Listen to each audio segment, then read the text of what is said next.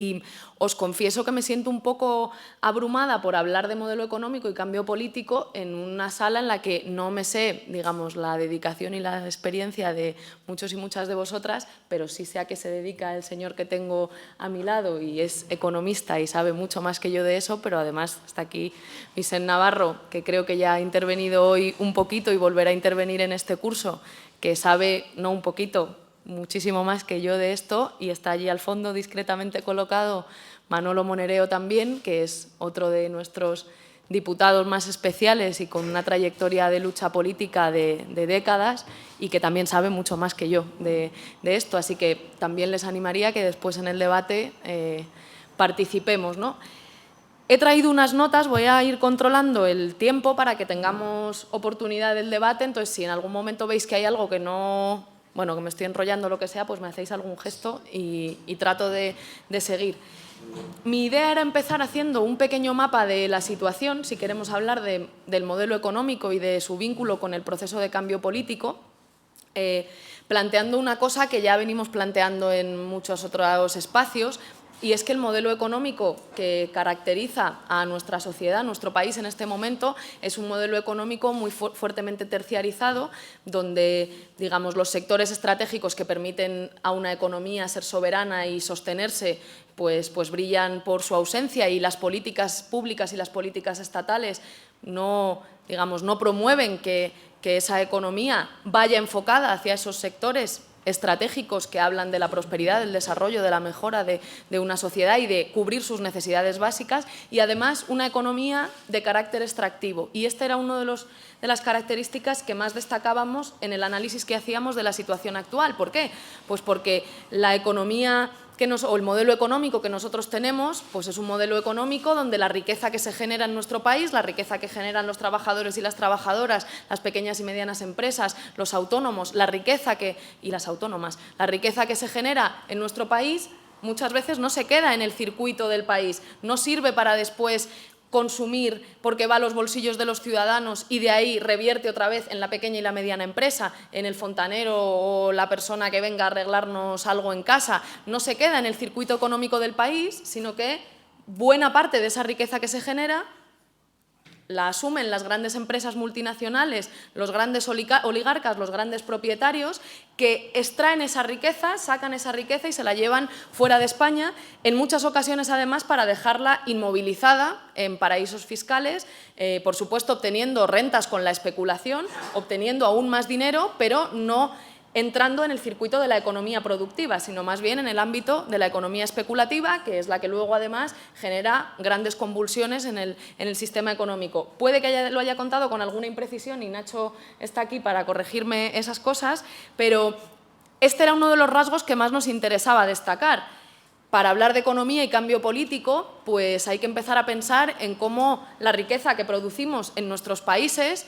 en el ámbito europeo y, por supuesto, con todos los mecanismos de solidaridad entre países, entre pueblos hermanos, pero tenemos que empezar a pensar que sea una economía que sirva para activar la productividad de nuestro país, que sirva para generar riqueza en nuestro propio país y no para extraerla y llevarla a un paraíso fiscal donde no está generando ningún tipo de bienestar a nadie, sino más bien contribuyendo a que crezca una economía de carácter especulativo que después genera además pues, movimientos como la crisis económica que hemos vivido en los últimos años.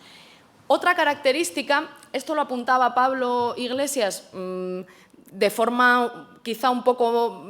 menos extensa de lo que debería ser, pues porque en un discurso de moción de censura en el Parlamento es muy difícil entretenerse todo lo necesario,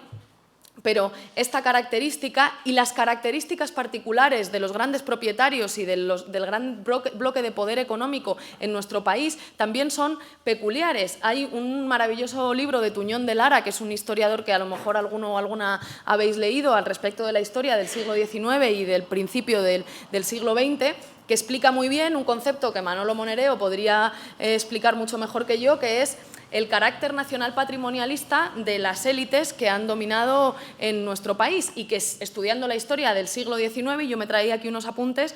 pues se ve claramente explicitado, ¿no? Cómo a principios del siglo XIX nuestro país es un país eminentemente agrario, donde las fuentes de riqueza principales son propiedad o de la Iglesia o de la nobleza, y donde la propiedad agraria, pues básicamente es una propiedad de grandes latifundios, de grandes terratenientes, o la práctica del señorío, que tenía muchos tintes feudales, ¿no? Propios de sistemas económicos que en otros países ya habían evolucionado mucho más rápido. Como también la nobleza, los grandes propietarios terratenientes, aunque terminan desapareciendo con ese cambio de régimen, ¿no? Formalmente de cualquier anotación, en realidad como grupo social que sigue detentando el poder permanece, con algunos cambios, pero en esencia permanece. A lo mejor ya no está en los censos la nobleza como tal, pero sí sigue detentando ese grupo social pues, la propiedad de la tierra y haciendo, por tanto, con el dinero que extraía de esos espacios lo que les daba la gana. Y dice Tuñón de Lara algo muy interesante, y es que ese sector social, que también es un sector económico predominante, permanece como dominante y es capaz de generar cierta hegemonía y de atraer para sí a sectores de la nueva burguesía y de la alta burguesía que se van insertando en un grupo social que termina constituyendo un bloque de poder a lo largo de todo el siglo XIX. La burguesía, digamos, por decirlo de forma muy esquemática, en lugar de haberse aliado, como ocurrió en otros procesos, con ciertos sectores de la clase obrera, de las clases populares, sectores que planteaban revoluciones y avanzaban en la conquista de derechos, acaba inserta en un bloque de poder, un bloque dominante, cuyo origen o cuyo núcleo inicial pues es esa nobleza que venía de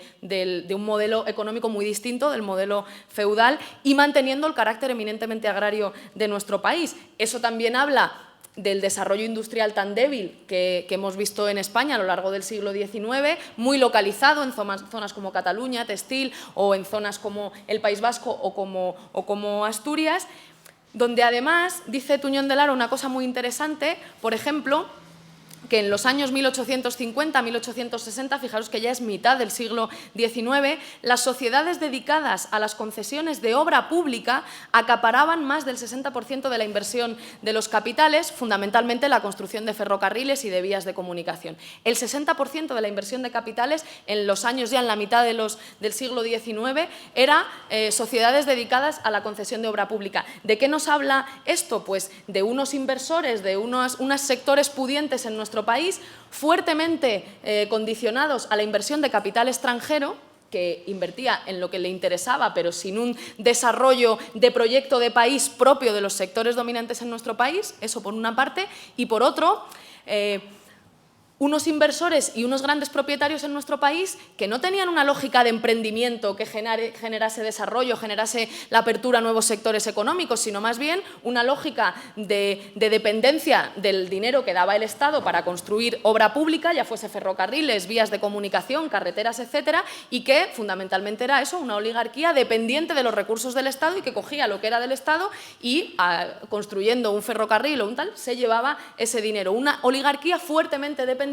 del Estado. No sé si os suena de algo a cosas que pasan hoy y cómo la concesión de obra pública, los amaños, la corrupción vinculada y el enriquecimiento de grandes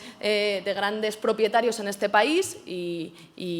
hay ejemplos notables que se han enriquecido y han multiplicado por 3 sus beneficios durante la crisis económica a cuenta de la concesión de obra pública. Eso en el siglo XXI. Bueno, pues ya en el siglo XIX teníamos unos sectores dominantes económicamente que iban por ese camino.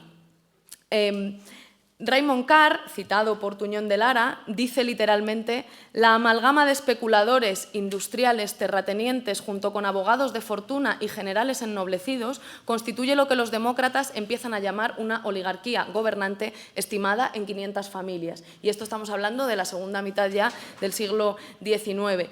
Os hablaba de la implantación de capital extranjero.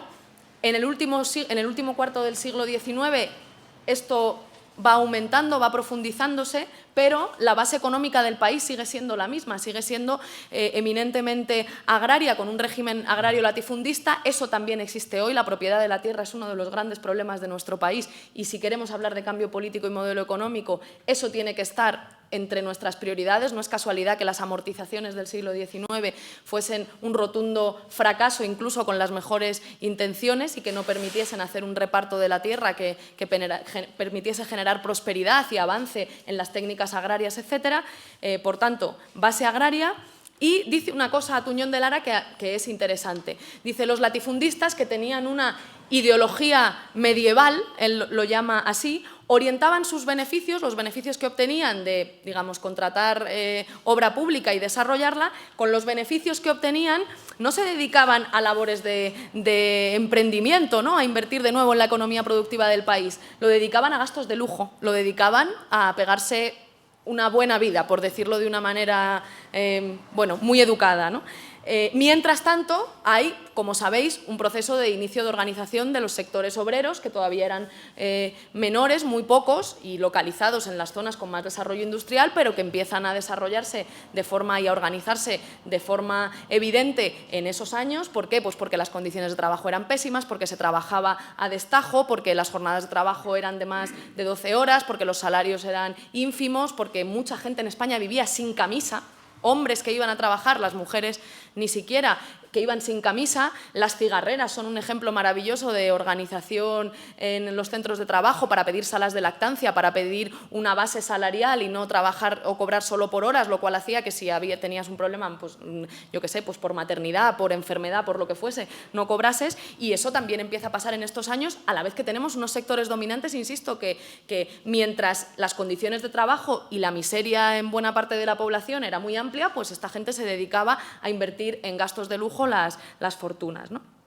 Y ahora, por avanzar muy rápido, vemos cómo cuestiones como la aparición de los papeles de la Castellana pues está revelando que esas 500 familias de las que hablaba Raymond Carr, evidentemente con cambios, con evolución, pero muchas de ellas siguen siendo parecidas y lo peor de todo es que siguen siendo, primero, un bloque dominante y, segundo,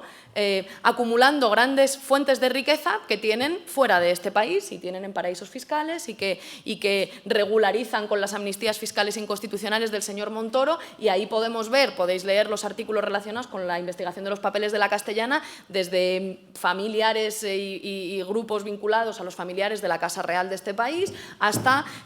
grandes exministros y exmiembros fundamentales del régimen franquista que hoy siguen pues, acumulando grandes fortunas, ¿no?, y que han pasado de dedicarse a la gestión de lo público en una dictadura a ser grandes empresarios.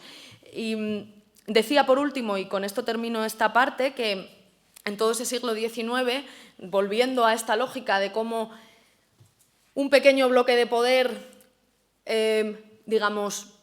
unido en torno a la antigua nobleza, va asimilando para sí algunos sectores de la alta burguesía que van constituyendo un bloque de poder y que hacen una cosa que también os sonará. Por ejemplo, el ennoblecimiento de familias, nombrar conde o condesa, nombrar marqués o marquesa, pues con ese ennoblecimiento de familias, con esa asimilación hacia esa nueva alta burguesía y asimilarla para sí, pues cómo constituyeron un bloque de poder más amplio y supieron cabalgar los tiempos. ¿Por qué os contaba esto? Pues porque todo ese sistema, todo ese modelo económico, y esto también lo hablábamos, lo destacábamos mucho en la moción de censura, tratando de explicar cuál es nuestro análisis del país, necesita de la corrupción para sobrevivir. Si tú tienes unos grandes propietarios, grandes empresarios que en lugar de basar su actividad económica en el emprendimiento, en la búsqueda de nuevos sectores, I+D+I, desarrollo, nuevas formas de generar riqueza para el país, pues tienes unos sectores dominantes, unos grandes propietarios preocupados de sacar el dinero de lo público y conseguir el mayor beneficio y llevárselo a Suiza, pues al final evidentemente te conviene mucho que exista un bloque de poder donde tú puedes condicionar ciertas decisiones políticas sobre la ley de suelo, por ejemplo, o sobre la ley de montes. Ahora que estamos viviendo el trágico incendio en Doñana, pues bueno, ha sido el Partido Popular el que ha decidido que se pueden recalificar terrenos quemados. No sabemos cuáles son las fuentes de este incendio y eso tendrá que esclarecerse, pero, hombre, que un terreno, según se quema, pueda ser recalificado y usado como terreno urbanizable, digamos, no es una cosa muy razonable y así lo han dicho las organizaciones ecologistas y deja pie a que determinada gente con muy malos intereses vea en eso una oportunidad de negocio en lugar del respeto a la naturaleza y a nuestros recursos naturales, ¿no? Y en ese sentido, nosotros planteábamos con mucha claridad cómo la corrupción es una forma de gobierno y ahí no me voy a detener mucho porque ya me he enrollado, ya me estoy enrollando bastante y además esto lo hemos contado muchas veces, pero hoy al señor Bárcenas se lo volvíamos a recordar. Oiga, esto no es una cuestión de manzanas podridas, no es que uno decida en lugar de hacer el bien, hacer el mal. Es que para que la estructura de corrupción funcione, para que un empresario pueda pagar una mordida a un político a cambio de la concesión de obra pública, tienen que ocurrir muchas cosas. O sea, y esto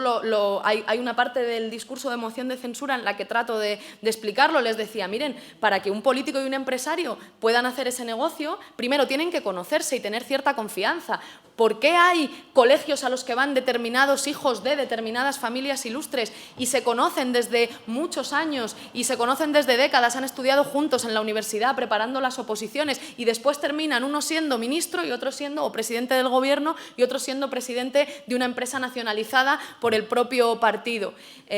¿O por qué ocurre? Pues eso, que hay espacios en la política, y eso lo hemos vivido nosotros en primera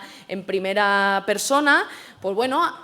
cócteles, eventos lúdicos donde tú vas y te encuentras y se presentan, ¿no? Y vamos todos con una tarjeta y hola, soy el presidente o el asesor técnico de no sé qué empresa multinacional, conoces a políticos, empresarios con una copa de vino de por medio y cómo existen espacios que exigen ser preparados, es decir, exigen toda una estructura de empresas de cóctel, de empresas de catering que organicen esos eventos, ¿no? Que permitan que políticos y grandes empresarios se conozcan y establezcan ciertas relaciones. Y además hace falta toda una red de intermediarios, porque normalmente pues un ministro, un alto político, no hace esos negocios, salvo el señor Rato, que sí parece que llamaba él mismo desde su despacho para decir qué adjudicaciones había que hacer. A veces se usan también intermediarios, ¿no? Entonces, todo esto lo tratábamos de analizar, al fin y al cabo explicándoles, oigan, la corrupción es una forma de gobierno y es una cuestión estructural, exige de estructuras. La concesión de una obra pública no la decide normalmente un solo político, la decide un órgano de gobierno. Y para que ese órgano de gobierno la decida, el político tiene que tener influencia en ese órgano. Si no está de alguna manera, si no hay de alguna manera un conocimiento de lo que está ocurriendo, a lo mejor una vez se la cuelas al resto de compañeros de tu partido, pero digo yo que, digamos, si no, alguien hubiese preguntado en algún momento, oye, ¿esto no es un poco raro que le demos tantas concesiones a la misma empresa? ¿No es un poco raro que siempre la misma empresa tenga la mejor oferta que hacer digamos, a la concesión de obra pública? Es decir, que se necesita una estructura y que esa estructura es consustancial al modelo económico, o digamos, tiene una base estructural en un modelo económico de carácter muy terciarizado y de carácter extractivo, donde, insisto, lo último es el bien común y la organización de los recursos de la sociedad para ponerlos al servicio del bien común.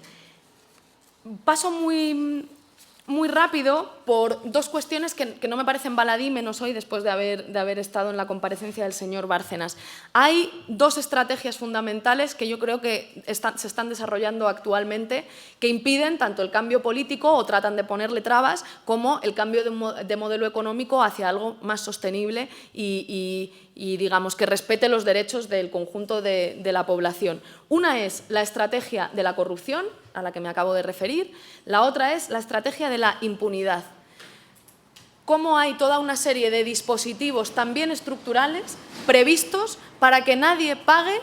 o digamos, las personas que no tienen que pagar no paguen por las cosas que se están haciendo, y para que si alguna vez alguna pieza tiene que caer del engranaje para que todo siga funcionando, esto sea posible sin demasiado ruido. Lo hemos visto en el caso del señor Moix, como por ejemplo, pues eso, han intentado primero poner en posiciones muy relevantes como la Fiscalía Anticorrupción a alguien cojonudo, como decía el señor Ignacio González, que iba a defender sus intereses, y no lo digo yo, lo dice el señor Ignacio González en las grabaciones de la Policía Judicial de este país, y como cuando al señor Moix pues la presión social le acorrala y además a más se descubre que tiene una cuenta en Panamá, una empresa en Panamá, entonces la pieza cae y si os dais cuenta, ellos se protegen entre ellos y lo que dicen es, bueno, ha dimitido él, no le hemos cesado, él ha dimitido porque ha querido y no he podido yo evitar dimitir, que no dimitiese, ¿no? Como decía el señor Maza. ¿Por qué se protegen entre ellos? Porque, pues bueno, claro, los servicios prestados son muchos. Hoy ha pasado igual con Bárcenas. El señor Bárcenas hace unos años declaró en sede judicial, me he cansado de decirlo en los medios de comunicación, que el señor Rajoy y la señora Cospedal sabían de la existencia de la Caja B, igual que los anteriores presidentes y los anteriores secretarios generales, y hoy se ha negado a responder a las preguntas, obstaculizando conscientemente el trabajo de la comisión para esclarecer si ha habido una red de financiación ilegal del Partido Popular y lo ha entorpecido a conciencia. ¿Por qué? Pues ¿cuánto valdrá ese silencio, no? Silencio sobre cosas que ya dijo, porque si no las hubiese dicho nunca quizá podríamos preguntarnos si es todo una teoría de la conspiración, pero como ya las dijo, pues resulta que ahora que calle es muy evidente, ¿no? Y no os hablo nada de la entrevista, no sé si la visteis ayer, del señor Villarejo al respecto de las cloacas del Estado. Lo que hay ahí, por una parte, la descomposición que se ve que existe cuando hay este tipo de guerras que llegan hasta esos niveles, pero también lo que tenían armado, que ahora está descomponiéndose, lo que tenían armado, habla de una clara estrategia de la impunidad. Y por avanzar muy rápido, esto creo que lo veréis con los ponentes que vengan más detenidamente, pero para mí hay 3 elementos esenciales para hablar de digamos, primero de la relación entre el modelo económico y el cambio político y para hablar de hacia dónde queremos ir, cuál es el proyecto de país que queremos construir. Creo que una tiene que ver con el fortalecimiento de la democracia y de las formas de participación que las ciudadanas y los ciudadanos tenemos en la política. Creo que debemos avanzar hacia mecanismos de democracia de 365 días al año. Ya ha quedado muy anticuado eso de decir que democracia es solo votar cada 4 años. No, ahora además democracia es poder hacer un seguimiento de las promesas electorales y si no se cumplen poder revocar a los cargos que las han incumplido. Democracia es que puedan aparecer nuevos temas, porque en 4 años pasan muchas cosas y que esos temas puedan ser atendidos por los partidos, por las formaciones políticas, por los representantes públicos, tal y como quieran los ciudadanos. Es poder hacer consultas populares, es poder hacer referéndums, es facilitar las condiciones a través de las cuales los ciudadanos pueden llevar iniciativas legislativas al Parlamento, es decir, ampliar las bases y los mecanismos de la democracia en nuestro país y centrarlo o tener como base la defensa de los derechos humanos, que es algo además que desde el movimiento feminista, por ejemplo, se pone siempre encima de la mesa, ¿no? Hoy defender los derechos humanos es el mejor programa feminista y al revés. Un programa que defiende los derechos humanos es un programa o un proyecto de país eminentemente y fundamentalmente feminista, y el feminismo ya no es un punto y aparte, ya es un eje central de cómo nosotros nos imaginamos y nosotras que queremos vivir en sociedad. El segundo elemento sería la transición energética, y de esto sí que creo que pueden hablaros tanto Vicent Navarro como Nacho mucho mejor que yo, pero, en fin, hablar de soberanía energética, de un modelo energético que nos permita no solamente ser soberanos, sino compartir y tener un modelo razonable con nuestros países hermanos y con nuestro entorno natural. Que no sigamos dependiendo solamente de los recursos petrolíferos. No me entretengo mucho porque imagino que lo veréis más detenidamente, pero para mí ese es otro, para nosotros, es otro de los elementos centrales. Y el último en el que me detengo 2 minutos, si Nacho me permite, es la economía de los cuidados en el centro. Hay un excelente artículo de Nancy Fraser en la New Left Review que os recomiendo que leáis, porque lo que os voy a decir es básicamente eso, pero peor contado, porque ella lo cuenta mucho mejor. Pero básicamente lo que plantea Nancy Fraser es, a lo largo de todo el desarrollo del capitalismo en los países europeos, ha ocurrido que de diferentes maneras la relación entre la economía productiva y la economía reproductiva ha estado bastante escindida, haciendo que las mujeres siempre cargasen con el peso de lo reproductivo, y eso se traducía en niveles de precariedad, no reconocimiento, pero sobre todo a la esencia, no tener en cuenta que para que una sociedad funcione no basta solo con los trabajos productivos, a cambio de los cuales se obtiene un salario y tradicionalmente puestos encima de la mesa en la esfera de lo público y tradicionalmente asignados a los hombres, salvo en la última fase de este capitalismo tan financiarizado que nos exige a las mujeres seguir haciendo los trabajos reproductivos y además incorporarnos al mercado laboral y hacerlo todo bien porque somos unas superwoman o unas smart girl, como ahora se suele decir, y tenemos que poder hacerlo todo y con una sonrisa porque es muy importante no enfadarnos por tener que hacerlo todo. Digo, siempre se han tenido como esferas separadas y la de lo reproductivo nunca ha estado considerada con el valor que tiene para sostener una sociedad, hasta el punto de que muchas de las reivindicaciones principales que a día de hoy se articulan en demandas ciudadanas, en movimientos sociales, tienen que ver más con lo reproductivo que con lo productivo, aunque esto sé que sería relativo al análisis, pero la lucha por la vivienda digna, la lucha por la defensa de la dignidad de los trabajadores y las trabajadoras de los cuidados, tanto en los hospitales como en la dependencia, son elementos que tienen que ver con la destrucción de un estado de bienestar o de un cierto estado social, que es otra fase por las que ha pasado el capitalismo,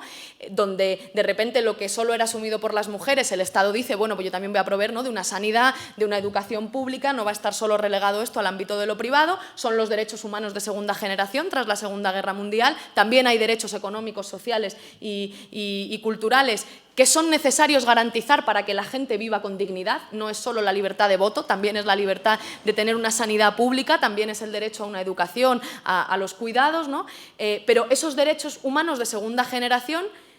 cuando vienen los tiempos de crisis y cuando viene una fase capitalista donde el Estado se vuelve a retraer y donde ya no tiene por qué garantizar esos servicios, sino que lo garantizan los fondos buitre, Goldman Sachs o BlackRock, entonces en ese momento las mujeres son las que mayoritariamente vuelven a asumir en sus espaldas el peso de esos trabajos, insisto, incluso aunque estén incorporadas con peores condiciones y con una brecha salarial enorme en el mercado de trabajo. Entonces, la idea de pensar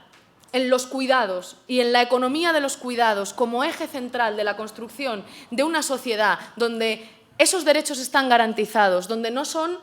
responsabilidad exclusiva de las mujeres, pero tampoco se traspasan a hombres precarios, donde no se hacen cadenas de cuidados, esto lo explica muy bien Nancy Fraser, como entonces, ¿qué pasa cuando los cuidados están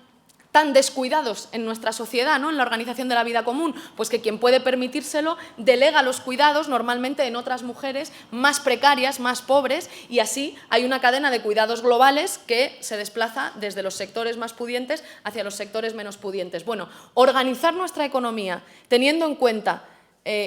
o poniendo en el centro eso que desde el feminismo hemos venido a llamar la economía de los cuidados, creo que eso es otra de las bases, aunque no lo hayamos llamado así, la garantía de los derechos sociales, la garantía de las condiciones materiales bajo las cuales se pueden ejercer el resto de derechos, la vivienda, la educación, la sanidad, la dependencia. Eso debe estar, creo yo, en el centro de un nuevo modelo de país que reflexione sobre el modelo económico y también sobre la posibilidad de cambio político. Por eso también, y con esto termino,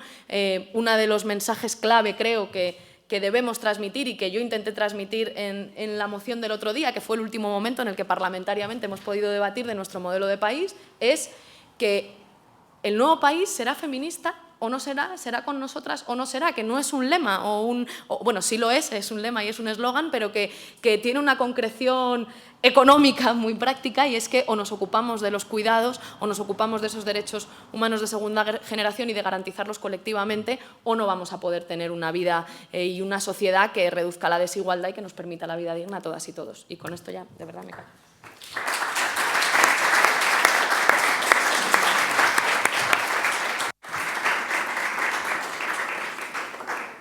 Muchísimas gracias, Irene. Me informan de una contrariedad, que es que la comida es de 2 a 3. Entonces, esto quiere decir que como esta tarde vamos a tener una mesa redonda y vamos a tener tiempo para debatir, os pediría que tampoco torturemos ahora a Irene con un batallón de preguntas, sino que de alguna forma centremos un poco lo que queramos plantear y no lo extendamos más de 10 minutos, porque en 10 minutos tenemos que cortar. ¿De acuerdo? Así que bienvenida al... No podemos pasar más de 10 minutos porque si no, básicamente los que sois alumnos aquí no vais a poder comer. Sí, que es muy importante lo de la comida, es muy importante. Si luego no tenemos fuerza. Pues entonces yo voy a hacer la intervención muy cortita. Lo primero es felicitarte, Irene, por tu intervención en el Congreso, en la moción de censura. Yo hacía años que no escuchaba una emoción política tan intensa como la que sentía al escucharte. Y bueno, no, tenía aquí una cuestión para plantearte, pero simplemente por enunciarla, y ya lo haremos esta tarde. Para mí un problema lacerante de la sociedad española es que tengamos un 40% de paro juvenil. A eso hay que buscarle una solución, yo creo que cuanto antes mejor e inmediata. Gracias.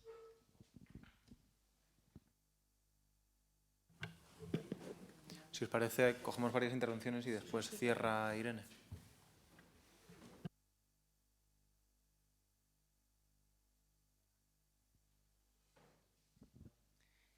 Yo quería preguntar a Irene sobre cómo está,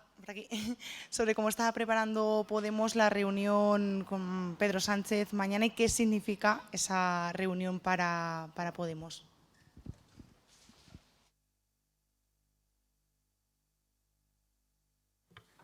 ¿Alguna pregunta más?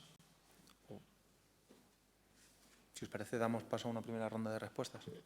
Pues muy rápido. Completamente de acuerdo, entre otras cosas porque hablar de desempleo juvenil es también hablar de las pensiones. Pronto vamos a tratar de poner esto encima de la mesa, será una de las cosas, y con eso respondo un poquito a la pregunta de la compañera de allá atrás. Vamos a intentar situar el tema de las pensiones en primera línea, primero porque están en una situación crítica y es un debate que es necesario tener en este país, y porque el Partido Popular ha reventado la hucha de las pensiones, pero también porque es que una cosa no se entiende sin la otra. Las buenas cotizaciones de los trabajadores y trabajadoras en población, que son población activa ahora, esas buenas cotizaciones, si trabajan, y en especial si trabajamos desde jóvenes, pues son lo que contribuye a sostener las pensiones cuando somos mayores, ¿no? Y a garantizar nuestros derechos en los momentos finales de la vida. Por tanto, coincido plenamente en que ese es un tema que hay que atajar, y creo que de eso podréis debatir después con un poco más. Pero, por ejemplo,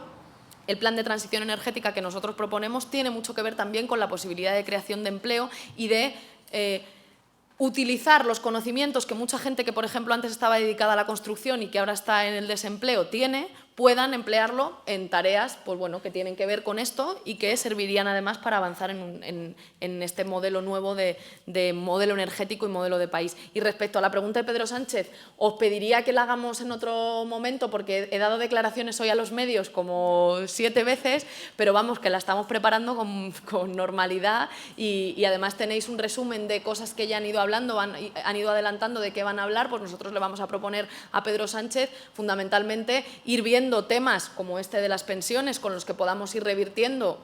a nivel parlamentario los efectos de las políticas del Partido Popular, pero queremos ir más allá, queremos hacer reuniones de equipos entre el Partido Socialista y nosotros y queremos tener una agenda que nos permita sacar pronto al Gobierno del Partido Popular, y creo que hemos dado motivos y argumentos suficientes para entender que es una situación de emergencia y que es una urgencia sacar al Partido Popular del Gobierno, y de todo eso hablaremos con él seguro. Bueno, hablarán Pablo Iglesias con Pedro Sánchez. Si os parece, lo dejamos aquí para que tengáis tiempo de llegar a comer. Muchísimas gracias, Irene. Lo siento.